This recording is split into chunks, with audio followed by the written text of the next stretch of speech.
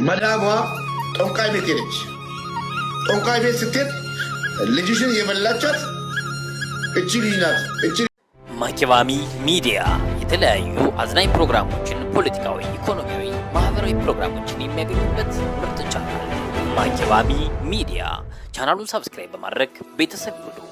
ሼር ላይ ኮሜንት ማድረግዎን አይርሱ። ማኪባሚ ሚዲያ።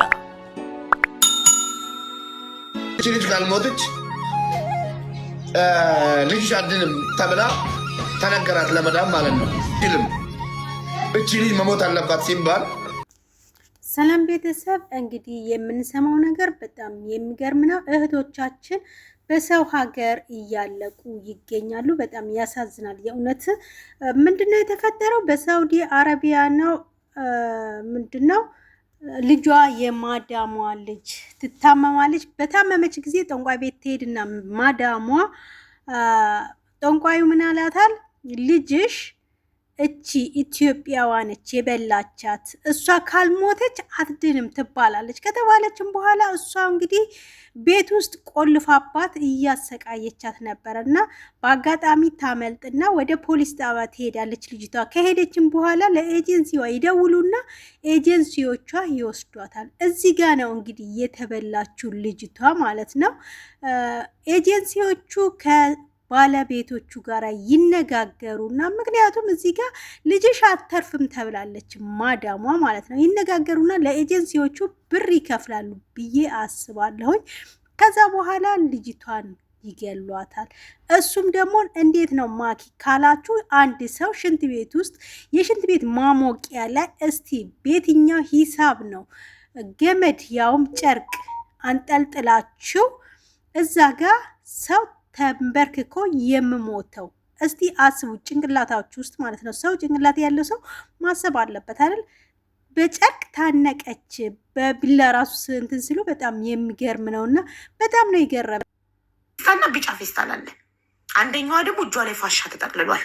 እጇ ላይ ፋሻ የተጠቀልለዋ ልጅ ወደ ሀገሯ ተልካለች። ምናልባት ልትገላ ስትታገላት ያቺ ጎድታት ቢሆንስ እጇ ላይ ፋሻ የተጠቀለለው?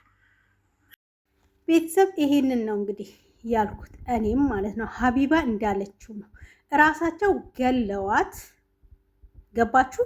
ልጆቹም እዛ ጋር ተባባሪዎች ናቸው የገደሉት ማለት ነው። ምክንያቱም እነሱ ምንም ማድረግ አይችሉም። ልጆቹ ግደሉ ከተባሉ ድንገት እኛንም እንደዚህ ያደርጉናል እናንተንም እንገላለን ብሏቸው አስፈራርተው በሆነ ነገር እንትን ብሏቸው ሊሆን ይችላል።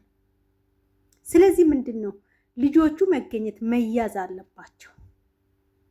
በቃ ኢትዮጵያ የሄደችውን መያዝ አለባት።